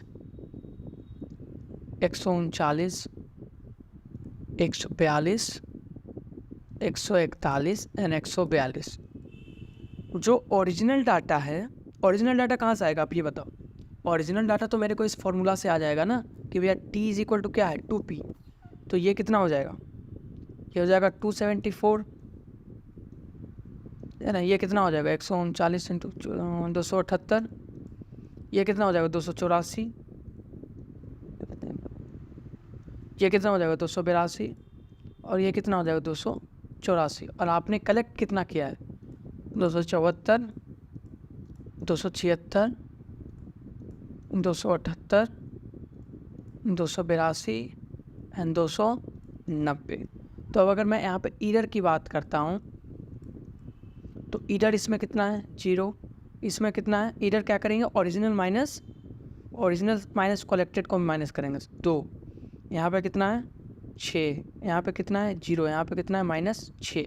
लेकिन यहाँ पर बात किसकी कर रहा है, स्क्वायर्ड ईरर की और उसका भी सम, तो ईरर का स्क्वायर आपको निकालना है ना, तो वो हो जाएगा 0, ये हो जाएगा 4, ये हो जाएगा 36, ये हो जाएगा 0, ये हो जाएगा 36, और इसका सम कितना हो जाएगा, सम हो जाएगा 36 36 72 72 4 76, यानी कि सम स्क्वायर्ड ईरर जो है स्टूडेंट ए के लिए वो कितना हो गया 76।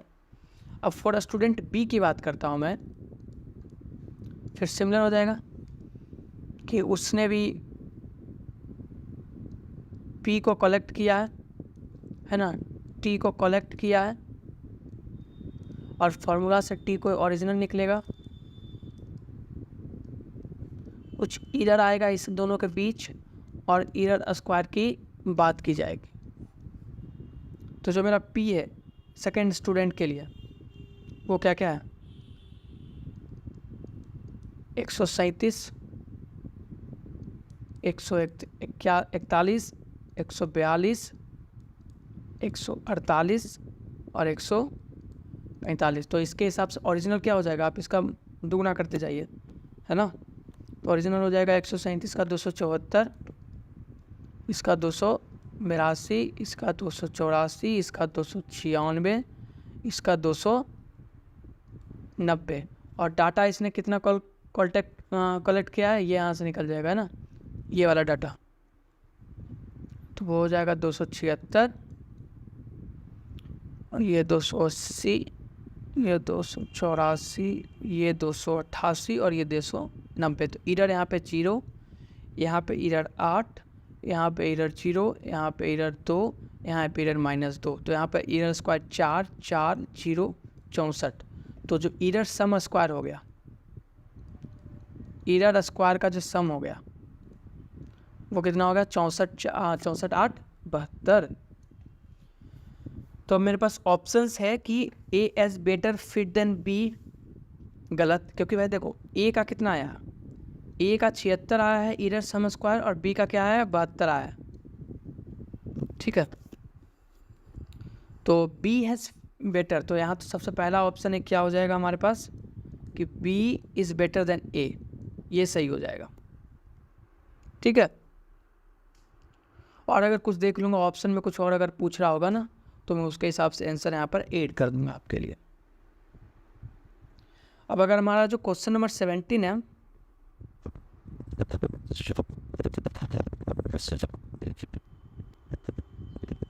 क्या हाँ ये भी इजी क्वेश्चन है कि a line perpendicular to the line segment joining the points. Okay, a point हमारे पास है 1 0,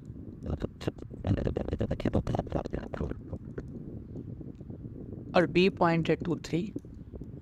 ओके, और एक लाइन है जो कि इसके परपेंडिकुलर है, वो इसको सी पे डिवाइड कर रहा है इन द रेशियो 1:3। तो सबसे पहले मैं स्लोप ऑफ ए बी निकाल लेता हूँ। तो स्लोप ऑफ ए बी क्या हो जाएगा 3 - 0 2 - 1।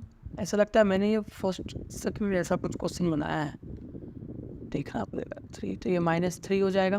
तो आपको पता है कि दो परपेंडिकुलर लाइंस का स्लोप -1 होती है, तो जो एम ऑफ परपेंडिकुलर लाइन होगा, है ना, अगर मैं इस लाइन को एल मान लेता हूँ, तो जो एम ऑफ एल होगा वो क्या हो जाएगा, वो हो जाएगा -1/3। और अगर मेरे को अब इसका स्लोप मिल चुका है, तो इसका जो लाइन ऑफ इक्वेशन होगा वो क्या हो जाएगा, y is equal to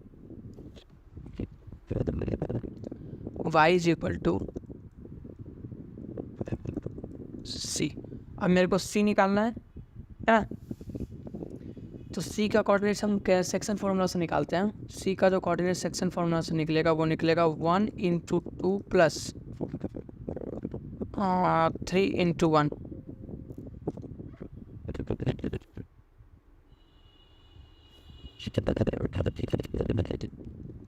three into 1 + 4। Okay, साथ में मेरा जो y कोऑर्डिनेट इसका निकल जाएगा 1 × 3 + 3 × 0 / 4। तो यहाँ पर निकल जाएगा कितना, 2 3 5/4, और ये क्या निकल जाएगा 3/4। अब जो पॉइंट C है ये किसको सेटिस्फाई करेगा, ये इस लाइन को सेटिस्फाई करेगा ना, तो अगर ये इस लाइन को सेटिस्फाई करेगा तो अगर इसमें मैं वैल्यू पुट करता हूँ 3/4 is equal to -1/3 into 5/4 plus C, तो सी का वैल्यू मेरे को यहाँ से निकल जाएगा जो कि होगा 3/4 प्लस 5/20 15 सी इज इक्वल टू कितना आ रहा है, गलत नहीं होगा ना, 5 या 1 सेकंड देख लेता हूँ। C is equal to 3/4 plus okay 5/12 होगा ना, 5/12 होगा, सॉरी 5/12 होगा। तो जो सी का वैल्यू होने वाला है वो क्या होने वाला है 12 और 3 3 9 5 14, 2 से काटेंगे 7/5। तो जो मेरा इक्वेशन ऑफ लाइन आने वाला वो आ जाएगा y1 प्लस 7/5। अब मैं एलसीएम अगर ले लेता हूँ, ठीक है 7/6 होगा, सॉरी इसका कॉमन मिस्टेक होता है 7/6, तो ये 6 हो गया, ये आपको -2x + 7 हो गया है ना, और ये y हो गया।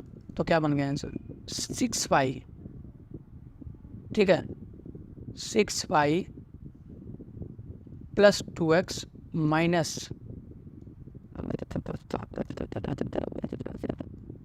7 इज इक्वल टू 0। तो देखो 2x + 6y minus 7 is equal to 0, option number 2 है ना, ये आपका सही हो जाएगा।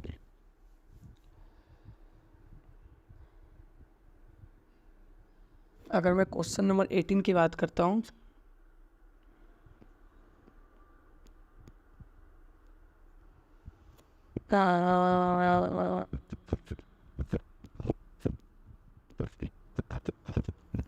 The total expenses of maize consist of a fixed cost। Okay ये क्वेश्चन ना वो उस तरह का है जो प्राइवेट कंपनी में जो लड़का काम करता था ना, और वहाँ पर उसको एक फिक्स्ड कोस्ट मिलता था प्लस। तो आपने ये बोल रखा है the total expenses of mess consist of fixed cost and the variable cost. Variable cost is proportional to the number of inmates of the mess. The total expenses are 16,000 rupees when 12 members in the mess. When fixed cost. Okay. तो अब देखो यहाँ से एक question देखते हैं कि हम ना फिक्स्ड कोस्ट को एफ मानते हैं जो कि आपको ले दिया है। तो अगर मैं बात करता हूँ कि जब 12 मेंबर रहता है, ठीक है ना, तो जब 12 मेंबर रहता है तो टोटल एक्सपेंस कितना जाता है, T1 को टोटल एक्सपेंस में बोलता हूँ, वो जाता है 16,000 रुपये। और जब 20 मेंबर रहता है तब टोटल एक्सपेंसेस जो जाता है वो कितना जाता है 20,000 जाता है।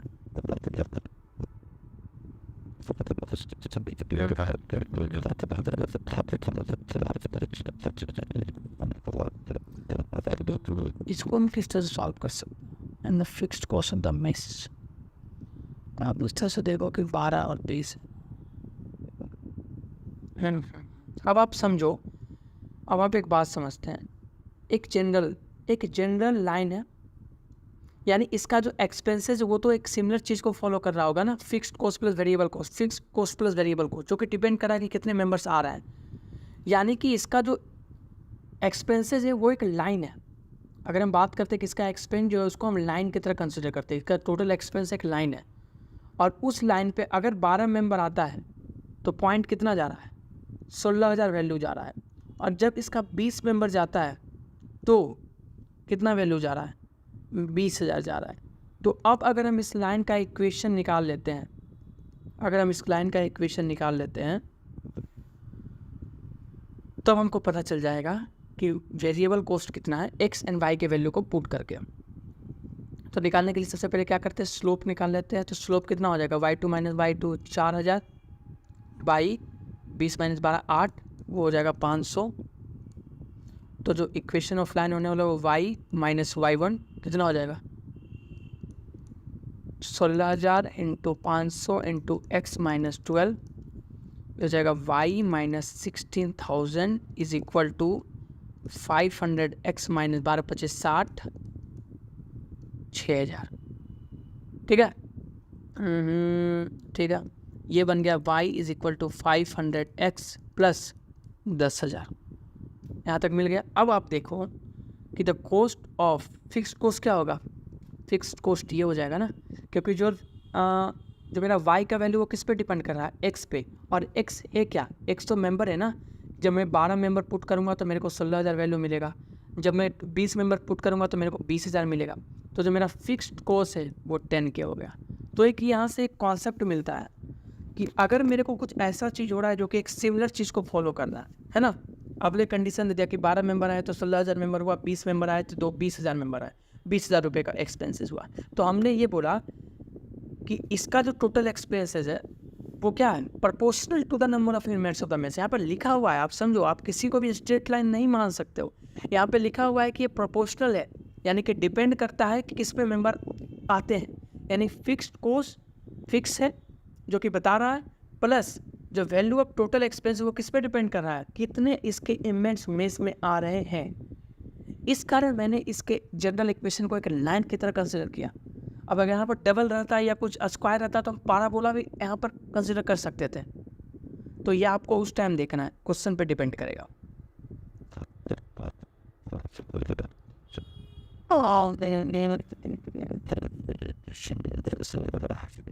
ये ना, ये क्वेश्चन लगता है डबल हो गया है ना। ये क्वेश्चन में जस्ट आपको बनाया तो फिर से मैं क्या बोलते हो कर दूँ। अच्छा ठीक है, चलो बना ही देता हूँ, क्वेश्चन आ ही गया तो बना ही देते हैं।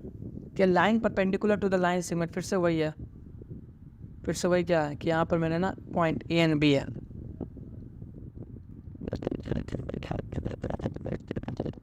ठीक है, और एक परपेंडिकुलर लाइन है जो कि इसको सी है, जो कि इसको अभी जस्ट इसका पहले इसको मैंने बनाया था 1:5 में इसको डिवाइड कर रहा है। तो आपको बताना कि इक्वेशन ऑफ लाइन क्या है। तो हम पहले सी का कोऑर्डिनेट्स निकालने का ट्राई करेंगे। उससे पहले हम ये करेंगे कि एम ऑफ ए बी जो है वो मेरा हो जाएगा 3 - 0/2 - 1 = 3। तो जो एम ऑफ लाइन है वो कितना हो जाएगा, -1/3। तो जो मेरा इक्वेशन हो जाएगा वो हो जाएगा y = mx 1/x + c। अब जो c का कोऑर्डिनेट्स है वो कैसे निकलेगा, c का कोऑर्डिनेट्स आप यूज कर लो सेक्शन फार्मूला। तो मैं डायरेक्ट अभी सेक्शन फार्मूला यूज करने वाला हूँ। तो ये क्या हो जाएगा, 2 × 2 प्लस, देखो 1 × 5, 1 × 5 प्लस 2 × 1, 1 × 5 प्लस 2 × 1/6, ठीक है। और उधर आपको हो जाएगा 3 × 0, सॉरी 3 × 1 है ना, 3 × 1 प्लस 0 × 5/6। तो जो सी का कोऑर्डिनेट्स आ गया वो 7/6, 1/2 आ गया। अब ये क्या करेगा, इसको इस लाइन को सेटिस्फाई करेगा। तो अगर आप इसमें वैल्यू पुट कर देते हो 1/2 = -1/3, एक्स का वैल्यू 7/6 प्लस सी, ये बन जाएगा आपको 1/2 प्लस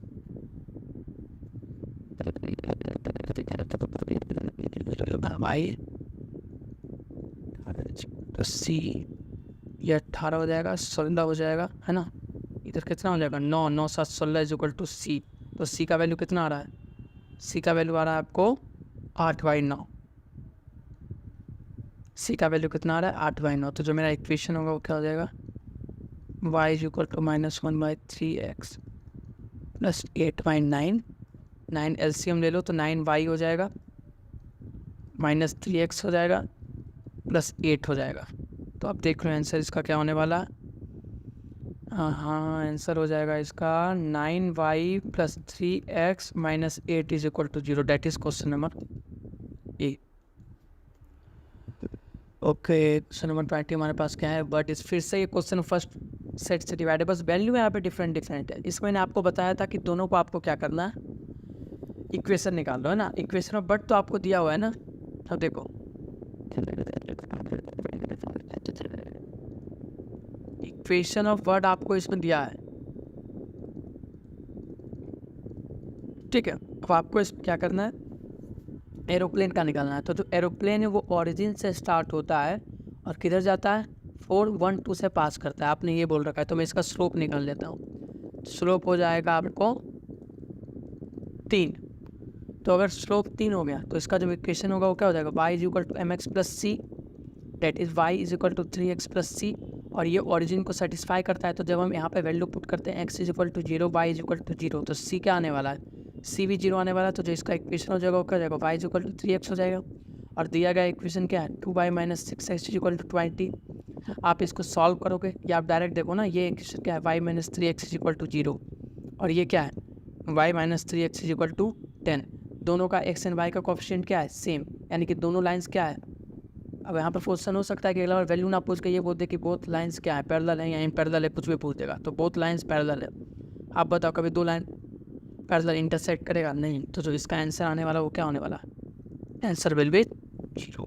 तो दोस्तों यहाँ पे जो हमारा पहला क्वेश्चन ये दिया गया है कि the state government wants to connect the state road to the national highway from a town. तो एक ड्राइंग यहाँ पर हम लोग कंसिडर करेंगे कि एक नेशनल हाईवे है जिसको हम लोग एल मानते हैं।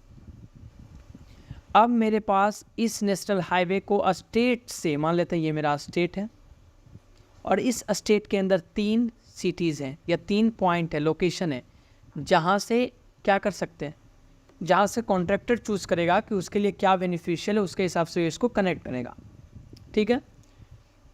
अब ये दिया हुआ है कि जो आपका पॉइंट ए है वो क्या है 38, पॉइंट बी वो क्या है 57, पॉइंट सी वो क्या है 69।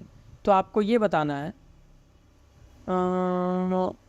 कि इनमें से कौन सा पॉइंट, सबसे पहला क्वेश्चन क्या है, which point will you select to build the road. तो सिंपल सा बात है, हिंट भी दिया गया है कि हम सबसे शॉर्टेस्ट पाथ को कंसीडर करेंगे। तो हम लोग क्या करेंगे, ये मेरा जो नेशनल हाईवे ये 2 पॉइंट से गुजर रहा है, 2, 1 और 10, 7 से। तो सबसे पहले तो हम इस नेशनल हाईवे को एल मान लिए, तो इस एल का हम लोग क्या निकालने वाले हैं, इक्वेशन ऑफ लाइन। उसके बाद पॉइंट और लाइन के बीच डिस्टेंस का फॉर्मूला हमें पता है, हम लोग हर पॉइंट से लाइन का डिस्टेंस निकालेंगे और जो शॉर्टेस्ट डिस्टेंस होगा उस रूट को हमें सेलेक्ट करना है। तो अगर हम बात करते हैं यहाँ पे, तो वो हो जाएगा एम, स्लोप जो होगा एल का नेशनल हाईवे का, वो क्या हो जाएगा 7 - 1 / 10 - 2 that is equal to 6/8 that is equal to 3/4। कोई दिक्कत। और जो लाइन ऑफ इक्वेशन हो जाएगा वो क्या हो जाएगा, y - 1 is equal to 3/4 into x - 2। यहाँ तक तो आप लोगों को किसी तरह का दिक्कत नहीं होना चाहिए। अब हम क्या करने वाले हैं, यहाँ पर से 4y - 4 is equal to 3x - 6, 4y - 3x plus 2 is equal to 0। अगर हम यहाँ से माइनस कॉमन लेते हैं तो हमारे पास आंसर क्या बचेगा, 3x - 4y - 2 is equal to 0। अब हमारे पास जो लाइन ऑफ इक्वेशन है वो क्या आ रहा है, लाइन ऑफ इक्वेशन आ रहा है 3x - 4y - 2 is equal to 0। और जो पॉइंट दिया वो क्या दिया, ए 18। एक सेकंड देख लेता हूँ पॉइंट क्या दिया, 385769 3857 एंड C69। तो हम ये मान लेंगे कि ए से इसका डिस्टेंस D1 है, बी से इसका डिस्टेंस D2 है, लाइन की डिस्टेंस की बात कर रहा हूँ, सी से इसका डिस्टेंस D3 है। तो जो हमारा लाइन ऑफ इक्वेशन होता है एक पॉइंट और एक लाइन के बीच, वो क्या होता है, नहीं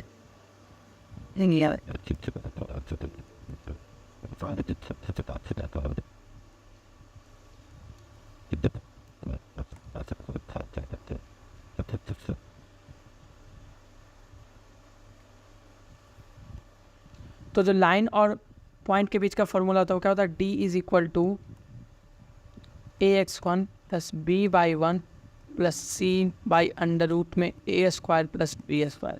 सेम फॉर्मूला अगर हम अप्लाई करते हैं तो D1 हमारा क्या हो जाएगा, x1/1 क्या हो जाएगा 3 और 8। तो यहाँ इसके लिए हो जाएगा आपको 3 × 3 - 4 × 8 प्लस -2 /√में A² प्लस B² क्या हो जाएगा इक्वेशन, तो ये 5 हो जाएगा ये। तो D1 कितना हो जाएगा, 3 × 3 = 9 - 32 - 4 सॉरी 32 - 2, लेकिन नहीं देख लेता हूँ एक बार फिर से, 832 यहाँ पे हो गया ना, 832 हो गया।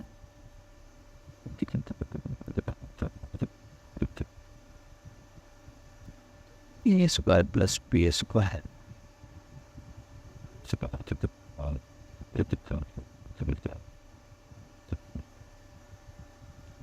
9 माइनस 30, 9 माइनस 30 कितना हो जाएगा? 34।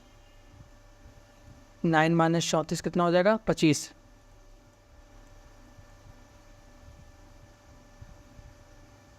25/5 T1 = 5। सिमिलरली D2 निकाल लेंगे, है ना?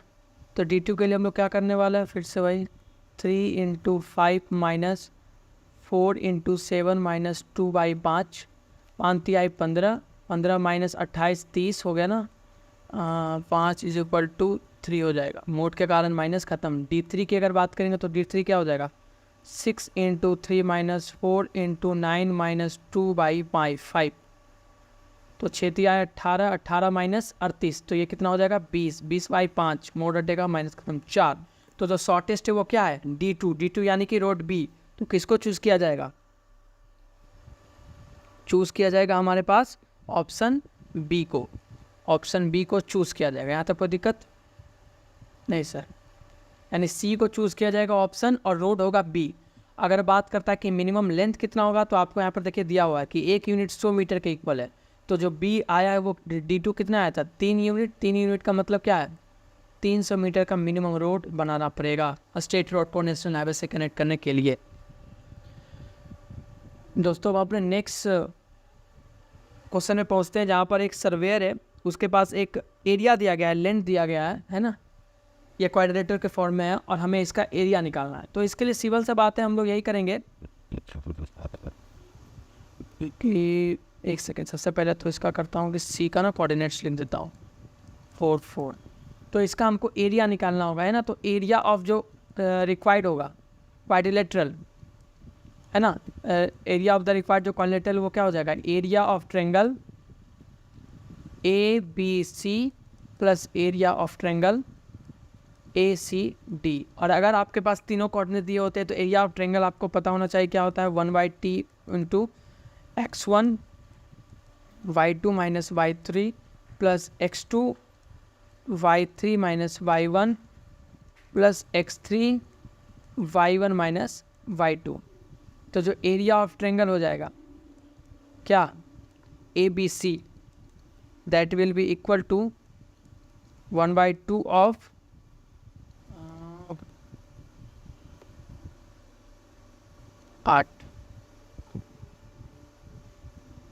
8, 10 minus 4 plus 3 × 4 minus 13 plus 4 × 13 minus 10।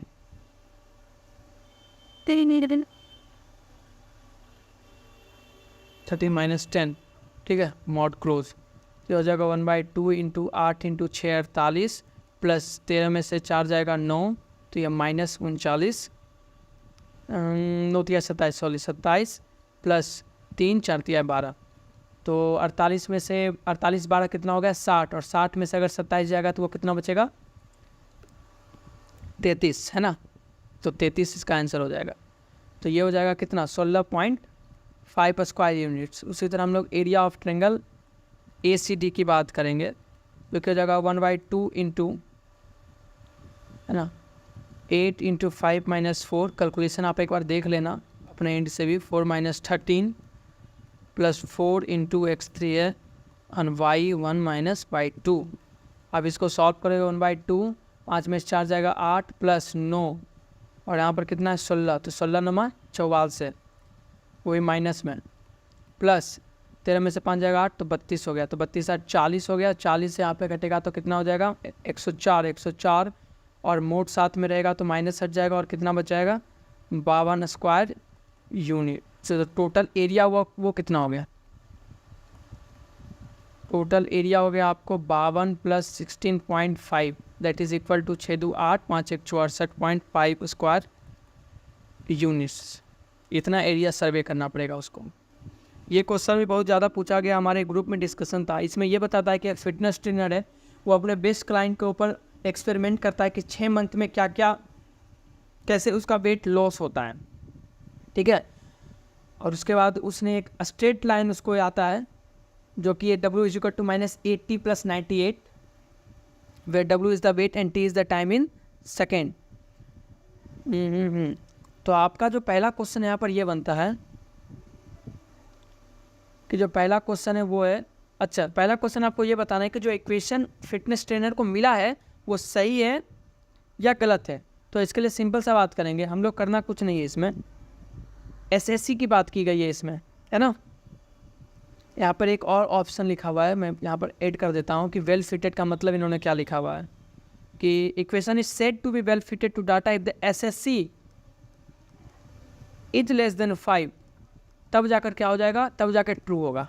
और एसएससी के लिए हम लोग क्या करने वाले हैं, हम देखो एसएससी निकालने के लिए जो हमारा निकलने वाला है वो होने वाला है सिग्मा स्क्वायर ऑफ 98 - 98 का स्क्वायर प्लस, देखो 98 में से 9 जाएगा तो 90 + 8 -98 का स्क्वायर प्लस 82 में से 90 जाएगा तो 16, है ना। तो 82 + 16 -98 का स्क्वायर प्लस 24 + 74 -98 का स्क्वायर प्लस 66 + 32 -98 का स्क्वायर प्लस 57 + 40 -98 का स्क्वायर प्लस 49 × 98 प्लस 49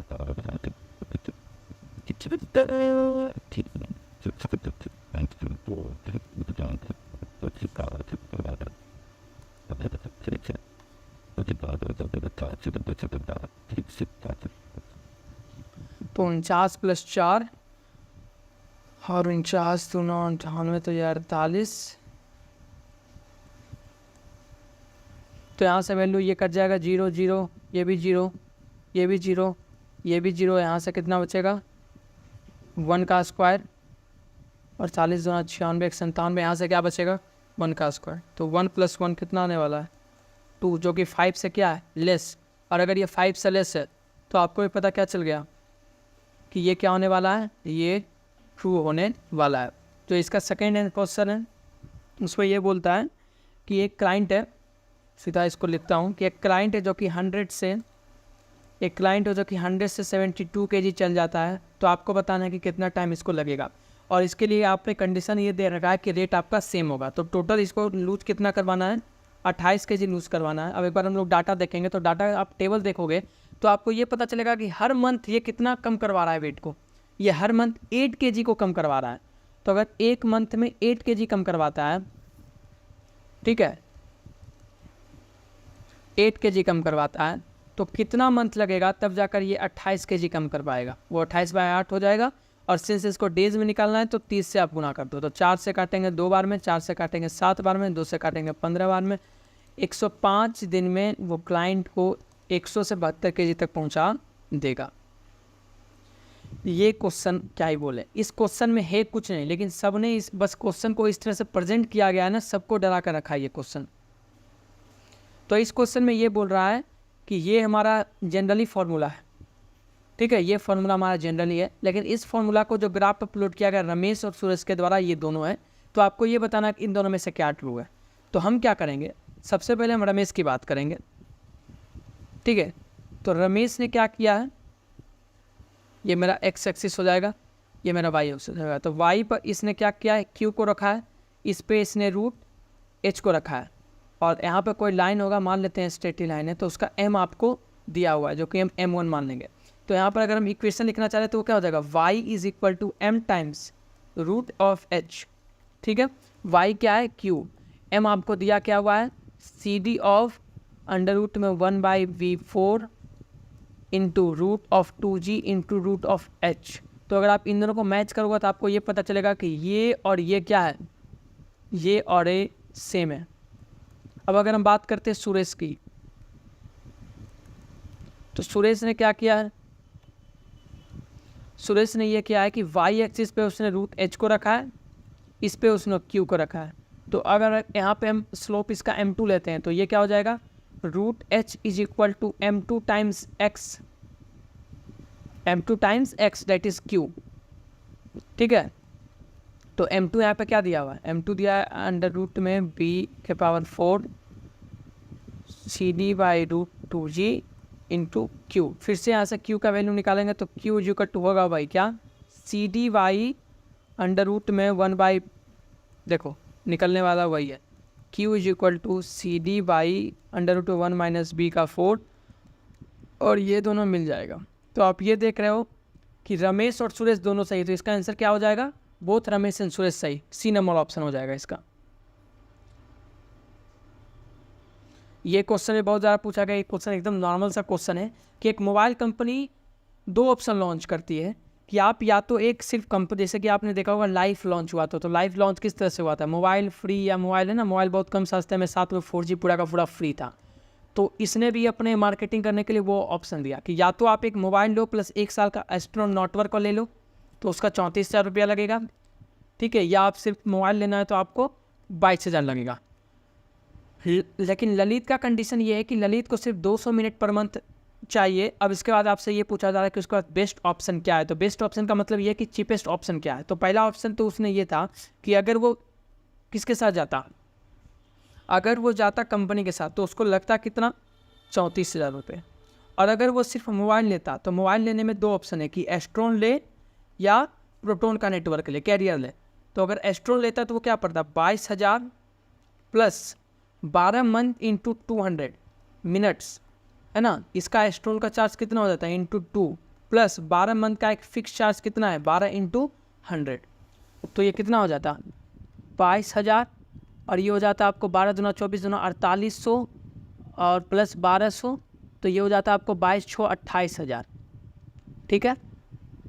अब अगर ये प्रोटोन की तरफ बढ़ता तो प्रोटोन में इसका आंसर क्या आता, 22,000 प्लस 12 मंथ का फिक्स चार्ज 200 रुपये पर मंथ, प्लस 12 मंथ का हर महीने 200 मिनट, कितना चार्ज है, 1/2 चार्ज है ना, 0.5 1/2 हो जाएगा, तो ये कट जाएगा, तो ये बचा 100। तो यहाँ पे क्या बन रहा है, 22,000 प्लस 12 दूना 2400 प्लस 1200, तो ये कितना बन रहा है, 3600 बन रहा है। तो ये कितना बन रहा है, 25,600, है ना, 24 12 हो गया 3600, तो 25,600 बन रहा है। तो सिंपल सा बात है कि ये क्या लेगा, इसको लेना चाहिए, ये एक मोबाइल खरीद ले और 1 साल का नेटवर्क खरीद ले। इससे हमारे पास दूसरा क्वेश्चन ये है कि अगर ये बेस्ट ऑप्शन लेता है तो कितना बचा लेता है कंपनी के द्वारा कोलैबोरेटेड ऑफर के द्वारा। तो कंपनी का ऑफर क्या था, 34,000 का, और अगर ये बेस्ट लेता है तो इसको कितना लगता है, 25,600, है ना, तो इसका बच कितना जाएगा, 8,400 रुपीज़। अब एक क्वेश्चन है यहाँ पर हमारे पास कि एक कारपेंटर है जो कि एक बेसिक फी लेता है 100 रुपये का, है ना, और उसके बाद उसको हर मंथ चार्ज होता है 90 रुपीज़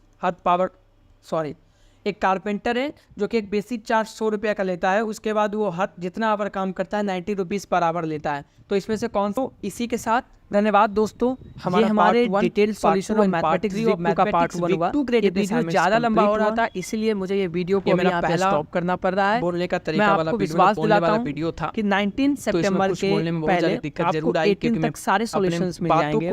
हम इसका डायरेक्ट आपको लाने वाले हैं जिसमें हम 15 क्वेश्चंस को सॉल्व कर देंगे और अल्टीमेटली आपका सारा चीज सॉल्व हो जाएगा। और अच्छे से आप लोग चैनल को सब्सक्राइब करें, और अगर आप जल्दी आपको पार्ट 2 हमारे चैनल को सब्सक्राइब जरूर कीजिए। लिंक आपको डिस्क्रिप्शन में मिल जाएगा। हमारे detail solution of mathematics week 2 का पार्ट 1 हुआ। टेलीग्राम चैनल ज़्यादा लंबा हो रहा था, इसलिए मुझे ये वीडियो को अभी यहाँ पे स्टॉप करना पड़ रहा है। इसी के साथ मैं आपको विश्वास दिलाता हूँ आज की 19 सितंबर के पहले आपको 18 तक सारे सॉल्यूशंस मिल जाएंगे। हम इसके पार्ट 2 लाने वाले हैं जिसमें हम 15 क्वेश्चंस को सॉल्व कर देंगे और अल्टीमेटली आपका सारा चीज़ सॉल्व हो जाएगा। आप लोग चैनल को सब्सक्राइब करें और मैं जल्दी आपको पार्ट 2 के साथ मिलता हूँ।